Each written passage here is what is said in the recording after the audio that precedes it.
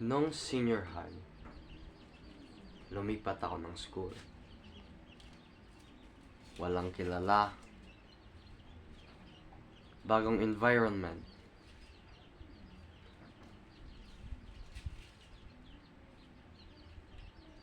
Medyo intimidating. So, napag-isipan ko na baguhin ang dating ako. Napag-isipan ko na nagkukulang ako sa social skills. Ito yung mga ginagawa ng popular kids nung high school na medyong intimidating gawin. Eye contact.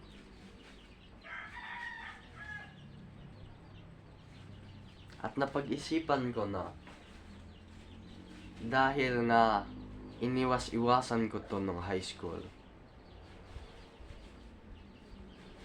nakaisip ako ng extreme na solution.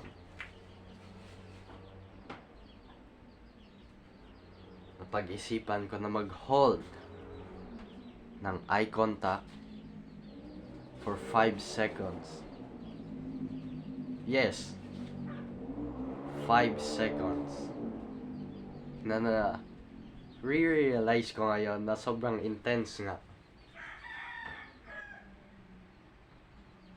Na para bang nakikipag-staring contest ka everyday.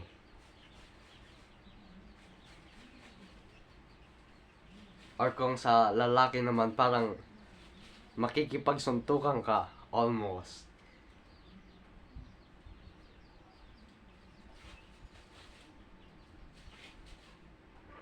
So yeah, sobrang extreme nga nun.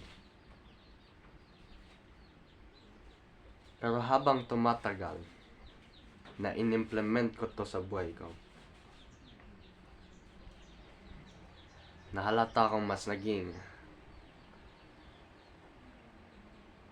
approachable ako sa ibang tao, which is very good as an introvert. Kasi binigyan ako nito ng mas maraming opportunities para makipag-socialize, para ma-practice ko ang aking social skills.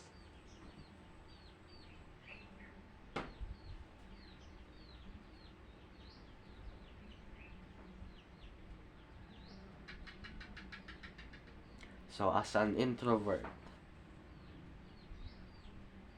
paano ba natin to magagamit para matalo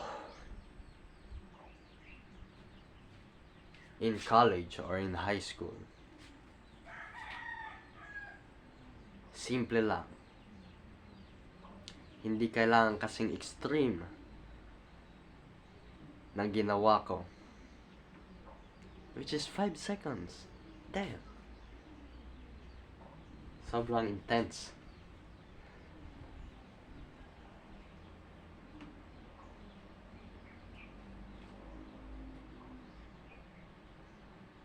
So,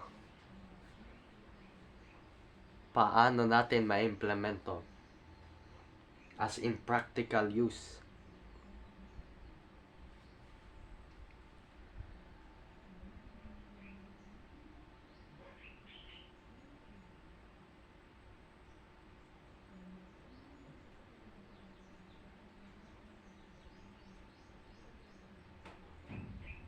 Gawin mo lang to.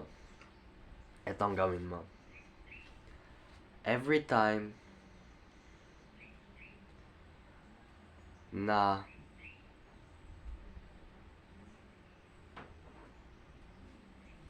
magkamit ka ng eye contact, kahit sino, i-hold mo lang for just a bit longer kaysa ginagawa mo nung dati. Simpleng habit lang ito. Ito yung ginawa ko nung senior high. As an introvert, para ma-practice ang aking social skills. Itong simple habit ay pwedeng magbago sa iyong buhay. Peace.